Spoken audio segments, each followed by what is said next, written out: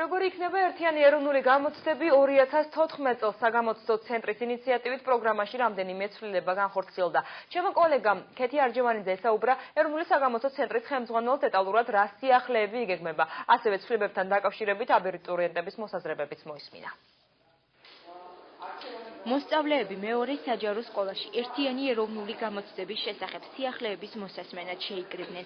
საგამოცდო ცვლილებები მათ შეფასებისა და გამოცდების ეროვნული ცენტრის დირექტორისაგან მოისმინეს. ხელოვნების გამოცდა ემატება არჩევითი საგნების ჩამონათვალს, მეორე გახლავთ ის, რომ უცხოენის გამოცდაზე მოსმენის ნაწილი შევთავაზეთ აბიტურიენტებს, მესამე გახლავთ ის, რომ კომპეტენციის მინიმალური ზღვარი განისაზღვრება გაიგივებული ქულით, ეგრეთ წოდებული გაიგივებული ქულით და არა ეგრეთ წოდებული ნედლი ქულით. მეოთხე გახლავთ საგრანტო თანხის განაწილება ორ ბლოკად: მათემატიკა, ფიზიკა, ქიმია და ბიოლოგია.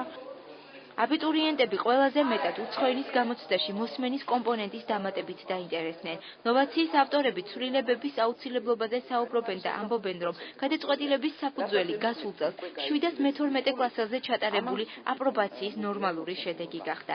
8 დავალებიანი სავარჯიშოს შესასრულებლად აბიტურიენტებს 10 წუთი ექნებათ. ტექსტის მოსმენასთან ერთად აბიტურიენტებს უცხოენის გამოცდაში წერილის წერის უნარსაც შეუმოწმებენ. გარკვეულ რაოდენობას ახალგაზრდებისა განვითარებული აქვს უცხო ენაზე მოსმენის უნარი, უსმენენ ფილმებს, უსმენენ მუსიკას, ზოგი მათგანი გაკვეთილზეც ისმენს ამ დავალებებს. ეს არ არის ისეთი რაღაცაც მე მგონი, რომ დიდ პრობლემებს მოიტანს. დადებითი შეფასებები მოყვა არჩევითი საგნების რიცხვის გაზრდასაც.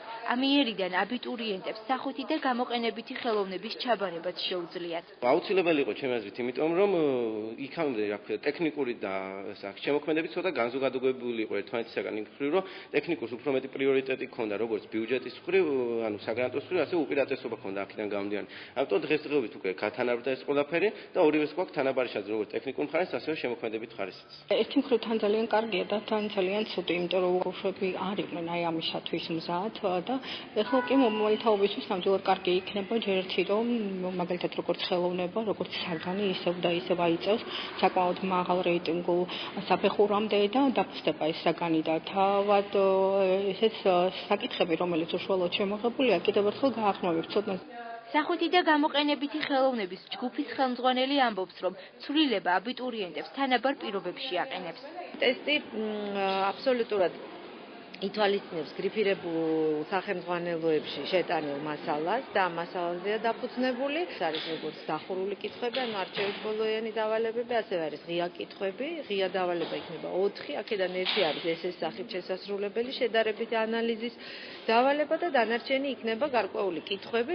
სიახლეა ისიც, რომ ზოგადი უნარების ვერბალურ ნაწილში პოტენციურ სტუდენტებს 5 სავარაუდო პასუხს შორის მოუწევთ არჩევანის გაკეთება. როგორც გამოცდების ცენტრის წარმომადგენლები ამბობენ, გადაწყვეტილების მიზანი სწორი პასუხების შემთხვევითი გამოცნობის ალბათობის გამორიცხვაა. რეგისტრაცია აბიტურიენტებისთვის, პედაგოგებისა და საგრანტო კონკურსში მონაწილე სტუდენტებისთვის 20 თებერვალს დაიწყება და 21 მარტის ჩათვლით გაგრძელდება.